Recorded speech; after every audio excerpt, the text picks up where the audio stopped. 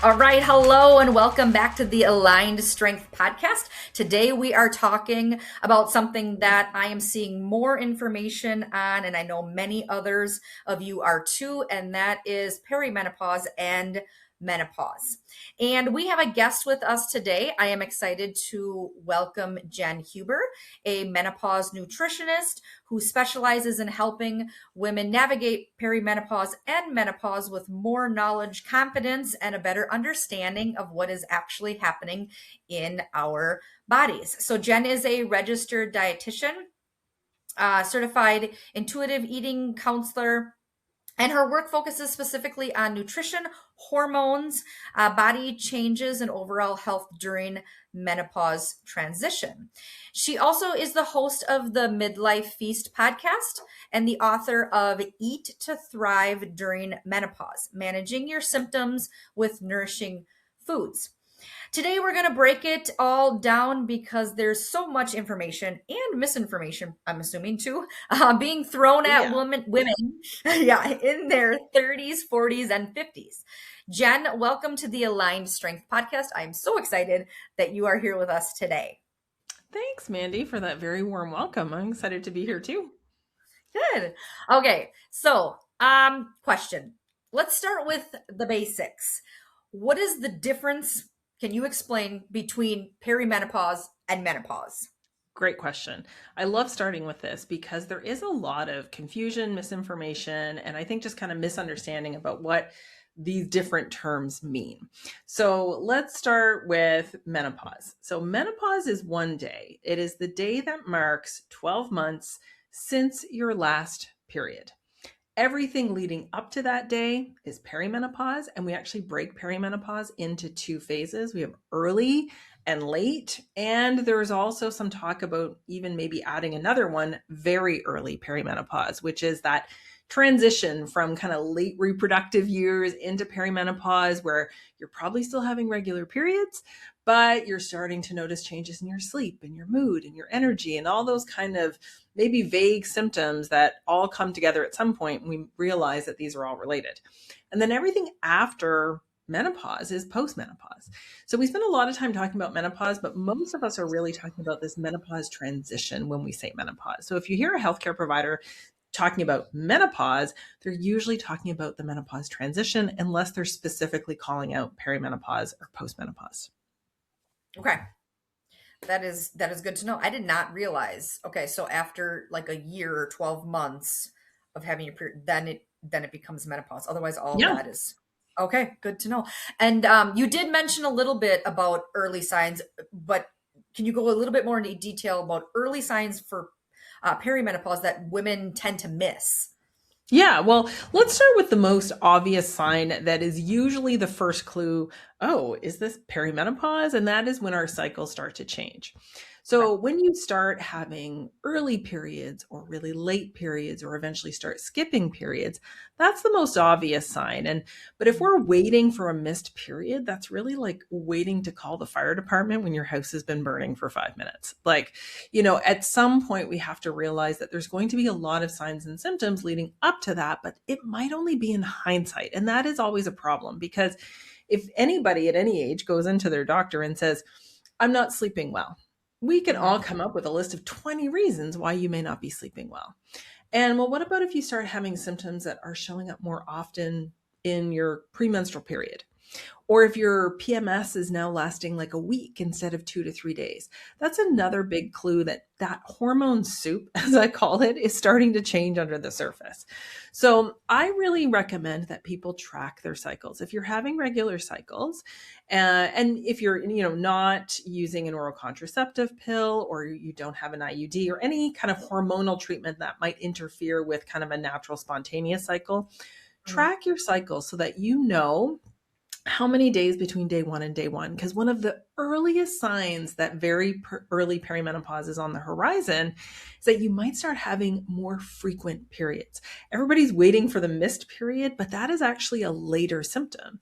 So Okay. most people will experience, or many people will experience, a shortened cycle. So maybe you had a textbook 28 or 30-day cycle, but then Mhm. all of a sudden you start having 24-day cycles, maybe a 16-day cycle thrown in.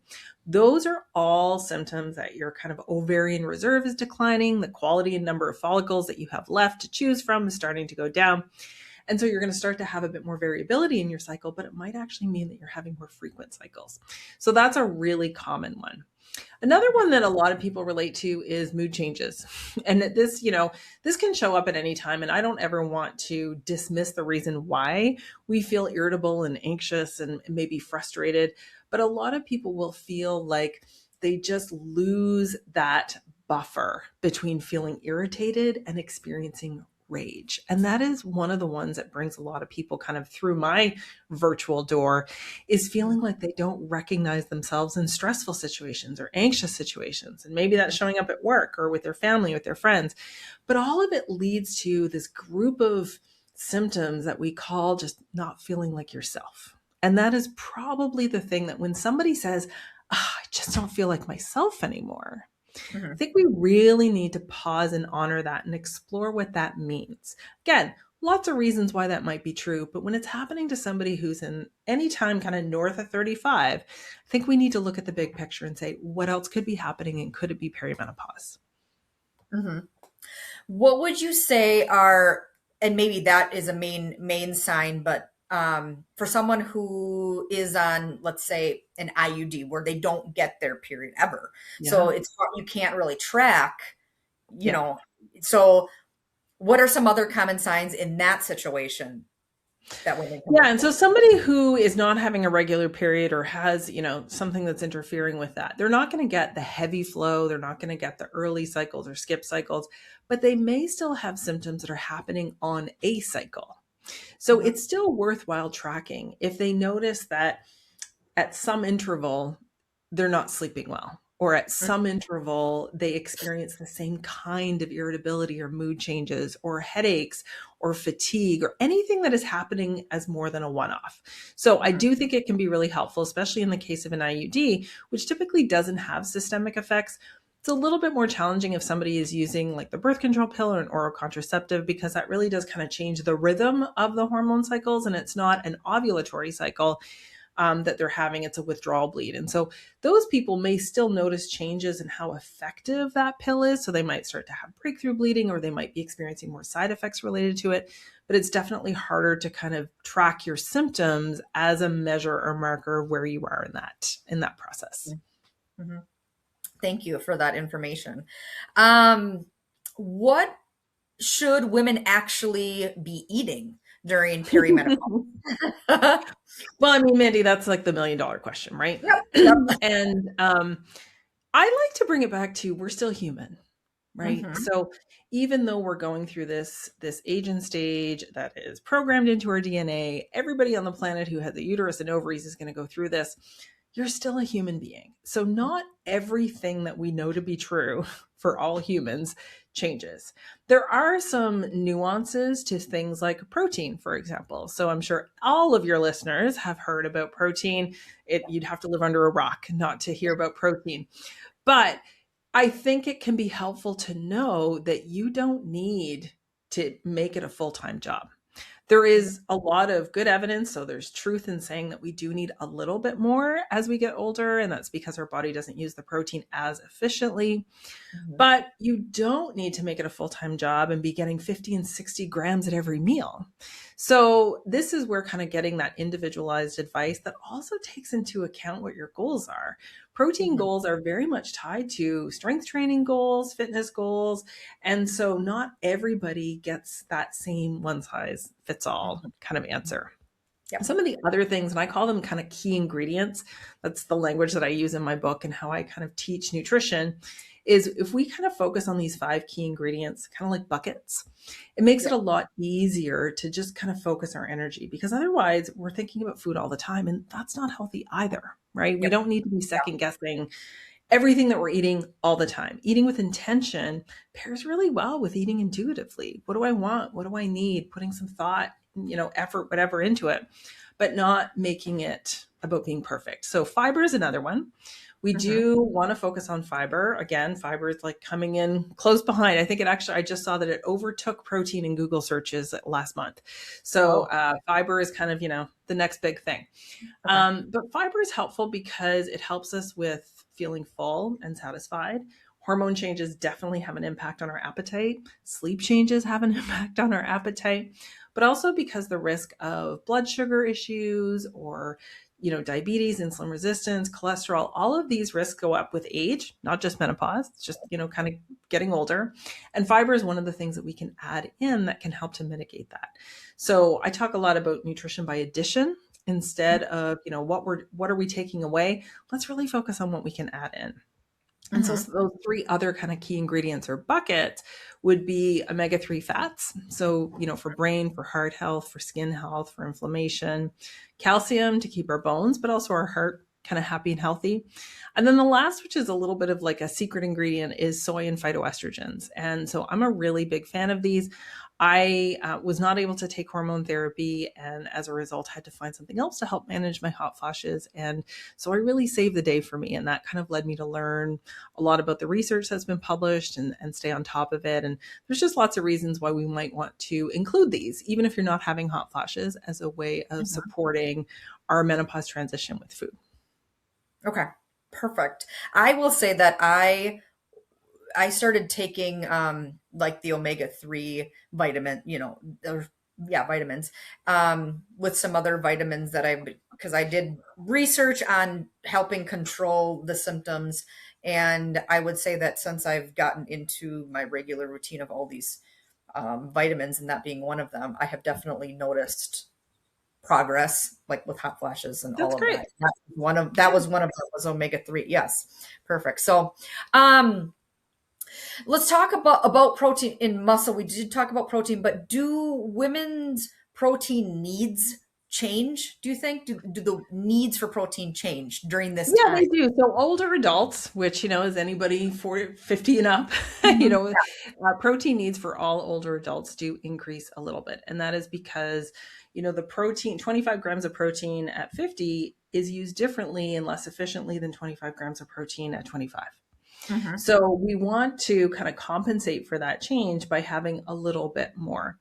And I don't necessarily love to get into the numbers debate because there's so much debate. But what I will say is that middle of the road works for most people. And so Mhm. find someone that you trust, find someone that is using up to date evidence, which is changing all the time, right? So make sure that they're able to understand and read the research, they're using best practices, but most importantly, make it part of normal eating.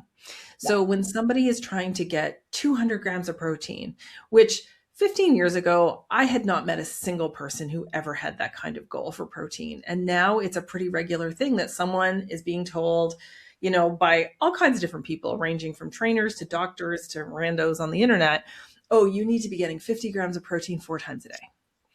That is a very challenging amount to get through food, to Mhm. get regularly, to get in a way that isn't displacing other things. Because if you're trying to get 50 grams of protein, you're missing out on a whole lot of other things.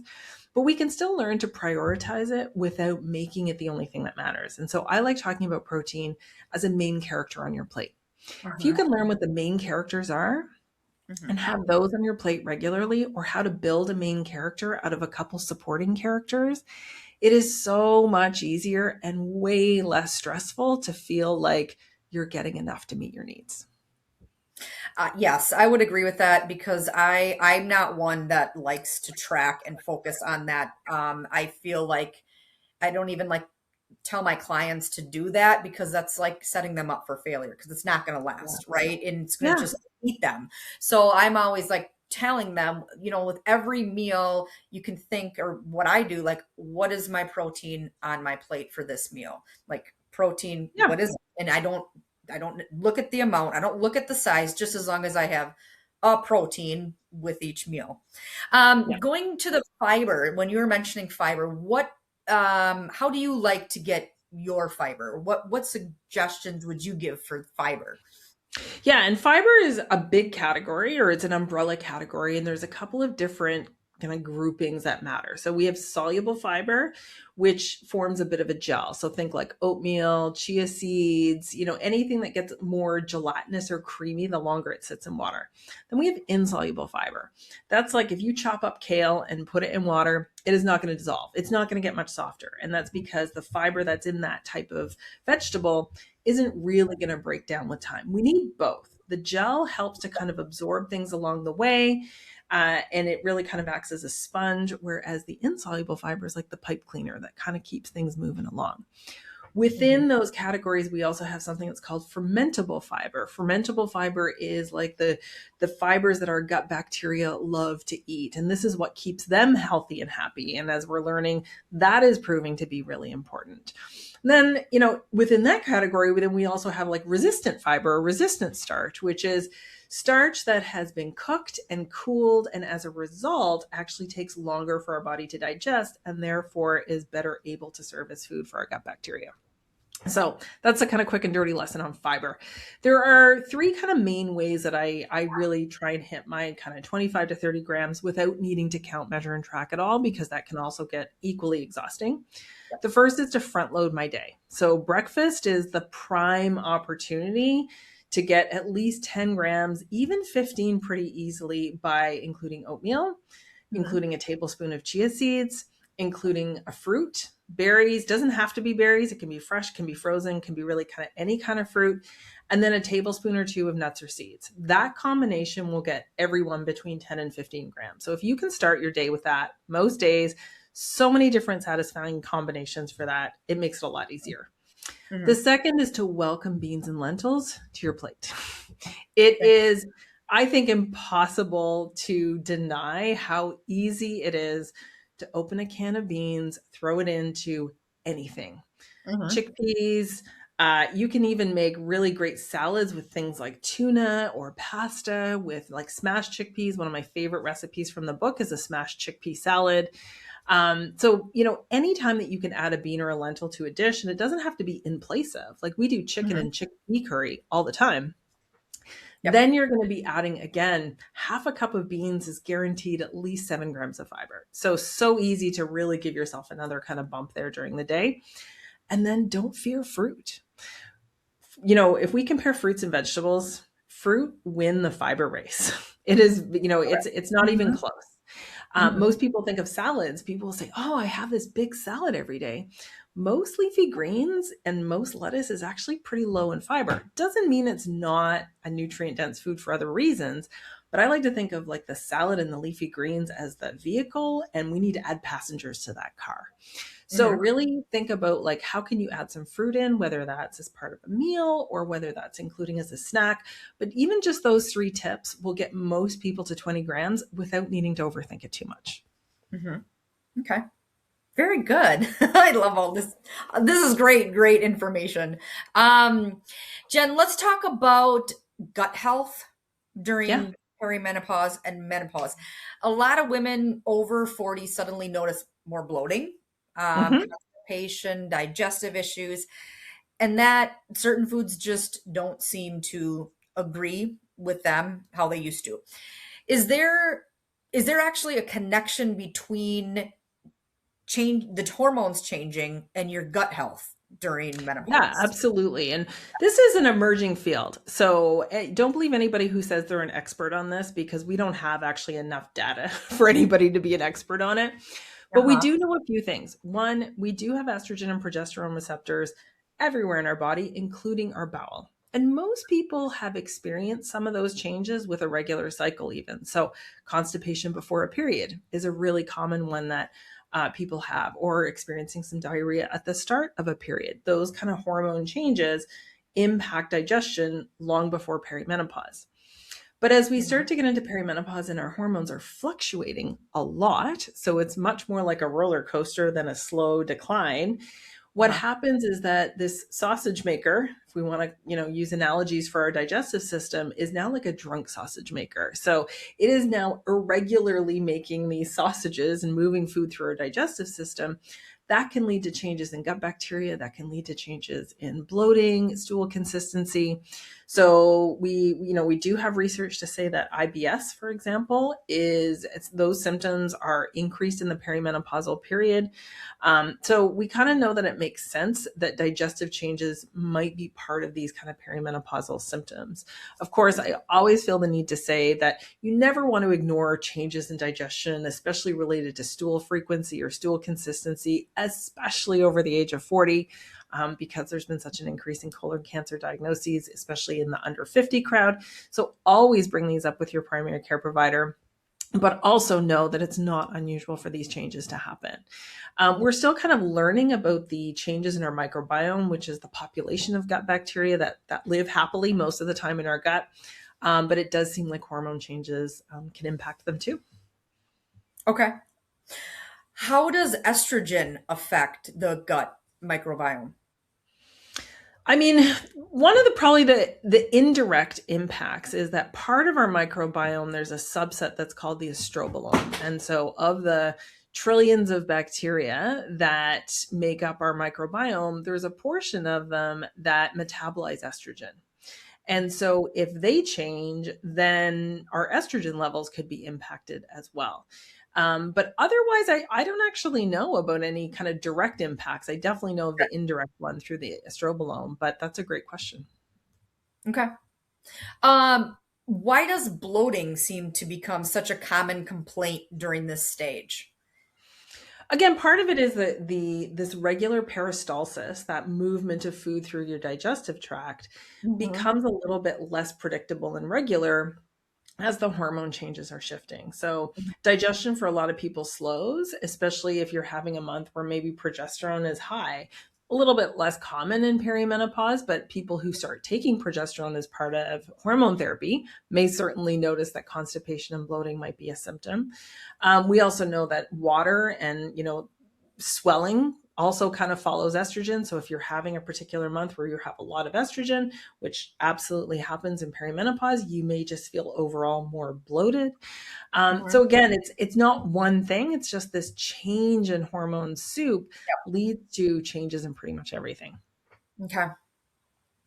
What about probiotics and prebiotics? Do most women need these supplements? So there isn't a lot of, excuse me, Yeah. there isn't a lot of research on specific probiotic strains Hmm. and perimenopause. Most of the research on specific probiotic strains are looking at things like IBS or allergies or eczema, those kinds of things. So I don't know of any evidence-based claims around particular products or strains. Okay. Prebiotics mean that they feed the good bacteria that you already have, which is essentially the role of fiber. So I think that for some people there might be a role for prebiotics, but again, I don't know of any research that makes a strong case for everybody needing them or taking them. Okay.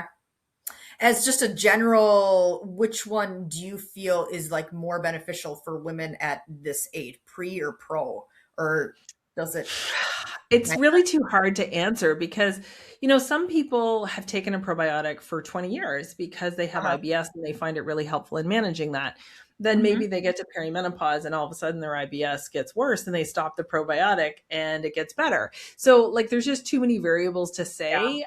In general, prebiotics, though, are sources of fiber that that have been kind of broken down to individual component parts. A really common one is something called inulin or fructooligosaccharides. And Hmm. for some people, and this is kind of one of the hiccups with prebiotics, it can cause a lot of bloating. So I think it's important for people to kind of work with somebody who can help them figure out what is going to be the best combination. I typically don't start people on a combination product. If I'm going to recommend a probiotic, I'm just going to recommend a straight probiotic and not introduce the prebiotic at the same time, because then if they have, any side effects or symptoms, we don't know which one is causing it. Yep. Okay. Um, can gut health influence estrogen metabolism? Or Yeah, that's through the estrobolome. yep. Yeah. Okay. So again, this population of gut bacteria, which we know they exist, we're Hmm. we're learning about them, but I don't know of any claims that can be supported around it. But for example, if somebody has a lot of a particular type of bacteria that metabolizes estrogen into less estrogenic or less active metabolites, maybe that will have some benefits down the road, right? Maybe that will reduce the risk of some hormone sensitive cancers, for example. So yeah, absolutely. Gut health and digestion, I think, is related. We just don't know enough about it to say exactly how. Yeah. Yep. What are your top 5 science-backed gut health tips for women over 40? Oh gosh, top 5.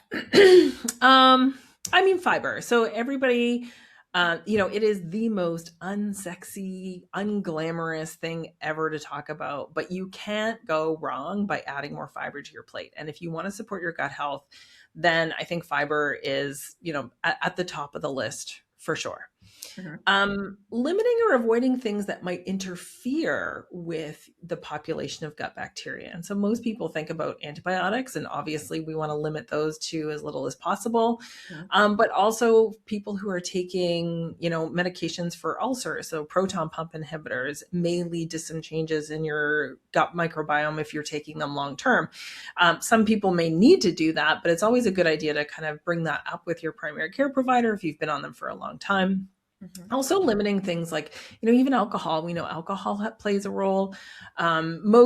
I feel like for most women, alcohol self-selects its way out of our life over 40 because we just can't, like, I haven't had a glass of red wine since I turned 40 almost 10 years ago because it just gives me instant hot flashes. Mhm. But certainly alcohol plays a role in kind of mitigating or kind of changing the gut bacteria. So that's an important one. I might struggle for 5, but those were my top 3. Okay. Okay, good. Good. Uh, Another question here. What should women know about hormone therapy? Do you know anything that would Yeah, that's a big Yeah. question. Yeah. So I think the most important thing is, especially for our generation. So I'm turning 50 in about 6 months. Definitely was in my kind of early 20s when the Women's Health Initiative study came out in 2002 that scared an entire generation off of hormone therapy. A lot of us are still carrying that in the back of our heads. We might Mhm. remember mothers or aunts or other family members who stopped hormone therapy because of the fear. Many people are still being given information that is inaccurate about risks around breast cancer and things like that. So the most important to know is that find a prescriber who is up to date, who understands that, the newest research, but overall it is much safer than we thought. We're using safer preparations. We have much more data than we had 20 and 30 years ago. And I think that for many people, it can be a really wonderful option. It doesn't work for everyone. Some people have side effects that they can't tolerate. That was the case for me. Some people just don't get the relief that they were hoping for. Mhm. But the other thing I think that is not talked about enough is that we don't know a lot about primary prevention and hormone therapy. So if you're having hot flashes and night sweats, hormone therapy is going to take care of that in a hot minute, and you are going to feel better. And the same is probably true for things like sleep and mood changes. If you have osteopenia, hormone therapy, has definitely been shown to help increase your bone density. Can we say that it prevents dementia? No. Can we say that it prevents heart disease? Not in most people. So Mhm. when you see broad sweeping claims about hormone therapy, I think it's important, again, to work with a prescriber, Yeah. somebody who's really familiar with the research and can give you kind of the best information to help you make that decision. But yeah, it works really well for a lot of people, but not for everyone. And Yep. that's true with most things, right? Most things, are not one size fits all. You Yeah, gotta see exactly. what works for you. Yes. Okay, so for women listening and they're thinking to themselves, I might be in perimenopause. What should that person do next if they're thinking that? What would you suggest their first step would be? Yeah, so if you think you're in perimenopause, chances are you've noticed some new symptoms, some changes in your cycle, something like that. So again, I'm a big fan of not DIYing every aspect of our health, especially in this day and age where we have way too many cooks in the kitchen on social media. It is very easy to get misinformation, bad information. So Mhm. working with a practitioner who is well versed in it, but the really is collecting the data. So regardless of who you go see, whether it's a nurse practitioner, whether it's a medical doctor, whether it's a naturopathic doctor, going into that appointment with here's what's happening and here's how long it's been happening, Mhm. is so helpful to help direct the conversation. And so recognizing as well that, perimenopause is a clinical diagnosis. It's not something we can measure in a lab. There's no blood test. And your hormones are fluctuating way too much in perimenopause in order for us to be able to measure anything with any degree of accuracy. And so don't, trust anyone, or don't necessarily trust somebody who says we have to do blood work or you have to take this test. That is not the evidence-based, practice guidelines around perimenopause. So Mhm. that's kind of the first place to start, but also know that it's the long game. For most people, perimenopause is going to be 4 to 5 years. It can last up to 10. And it's very common and normal even for you to have a couple of bad months, a couple of good months, a couple of in between months. And that can also be frustrating because sometimes by the time you get in to see your primary care provider, the symptoms you had are gone and you're starting to wonder if it's all in your head, which brings us back to tracking. So if you're keeping a journal, a log, using an app on your phone or something, it's so much easier to see kind of things in hindsight. Question for with that, because you said like the premenopause can last that long period of time. Once you actually hit menopause, do do a lot of those symptoms go away? Or For how some long? people. Okay. So there's a few different kind of symptom patterns that we see in the research. One of them is, symptoms that appear early and also go away early. That happened to be the case for me. So by the time that I hit menopause, most of my symptoms were gone. But some people don't start getting symptoms until they're much closer to menopause. So we know that the bulk of people won't be having a lot of symptoms 3 years after their last period. So the first 1 to 3 years after that last period, fair game for symptoms. Most people will notice that they're starting to wind down or getting better, but some, and it's somewhere in the range of like 1 in 10, will continue to have symptoms even, 5 to 10 years after. Okay. Okay. Yay, women. Okay, I want to just mention with your book. So your book, Eat to Thrive During Menopause, Managing Your Symptoms and with Nourishing Foods. What's Yep. one thing in the book that you think could surprise women? Oh gosh, Mandy, you didn't tell me about these hard questions. So one of, as a dietitian who practices and is certified in intuitive eating, one of the things that I wanted to weave through every part of the book was what I call these undiet reminders. It is so easy to feel like we have to be eating perfectly, that we need to count, measure, and track everything. So I really move away from numbers in this book. All of the recipes tell you about which key ingredient is featured, but I don't give you the numbers for calories or protein or anything else like that because I don't want you to focus on that as the main decision maker about what you're eating. I want you to think about all of the other reasons that we eat as well. And so I think one of the things that people have come back to me and said after reading it was, I love these little undiet reminders about not fearing carbohydrates, about not getting into all or nothing thinking. So I think that might be my answer. Good. Very nice. And where can we find your book? I mean, like I'm gonna in the link show notes links, I'm gonna put your website and all of that, but can you get it on your website? Can you get it on Amazon? Where can you Anywhere, purchase it? wherever books are sold, you can order it Okay, from your local bookshop. You can order it online, wherever books are sold. great. All right, some rapid fire questions, Okay. this or that. Okay, so no explanation, just pick one. Protein or fiber?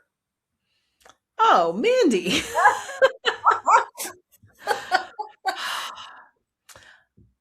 And I, thinking like the women during this phase specifically during oh gosh, during I this. can't choose. You can't make me choose between that. Okay, we'll say that's 50-50. 50. Um 50-50. Okay, strength training or cardio? Again, I can't choose between those. Well, I can tell you, I mean, I do both, but I love strength training. So strength training is like my personal, but I do both because I think both have a place for sure. Yes. Okay. Creatine or collagen? Neither? Yeah. Okay, we'll go with that. Intermittent fasting or breakfast? Breakfast, that's an easy one. Okay. Wine or mocktail? Mocktail for me. Heavy weights or high reps? Ah, I like heavyweights, but that may not be for everyone. Yes. Okay. Coffee or green tea? Coffee every day, all day. Tracking calories or intuitive eating? Which, Intuitive eating. yes. Okay. Protein shake or protein bar? Protein shake, I think. Okay. Perfect. Well, Jenn, before we wrap up, I want to ask one final question. There is a lot of women listening right now who don't feel like themselves. Yeah. Her body feels different, her mood feels different, energy's different. Maybe she's frustrated with herself because of what works or doesn't work. What would you want that woman to hear today? Oh, thank you for asking this question. I want everyone who feels this way to know that this is going somewhere good, that it's not going to last forever, and that who you are becoming is going to emerge on the other side, and you will feel better than you ever have. So that's my take home message, is that perimenopause can be sucky, but it is going somewhere good. Oh, I mean, I so needed to hear that. I need to hear that right now. So Okay. thank you so much. Okay, a takeaway. All right, everyone, if you're listening today and you're someone in your late 30s, 40s, or 50s and beyond, my biggest takeaway for you is to educate yourself about your body instead of immediately fighting against it. Use your resources, reach out to your resources and your healthcare provider if something doesn't feel right. And remember that entering midlife doesn't mean your best years are behind you. Like you just said, your best years are coming ahead. So, Jenn, thank you again so much for joining me. And to everyone listening, I will link Jenn's information in the show notes. So check that out. Buy her book. Until next time, take care of your mind, your body, and your spirit. And we'll talk next week. Bye bye.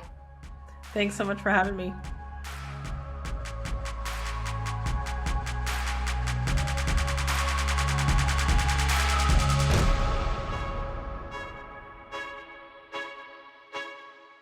Hey, y'all, the information shared in this podcast is for educational and motivational purposes only and is not intended to replace professional medical advice, diagnosis, or treatment.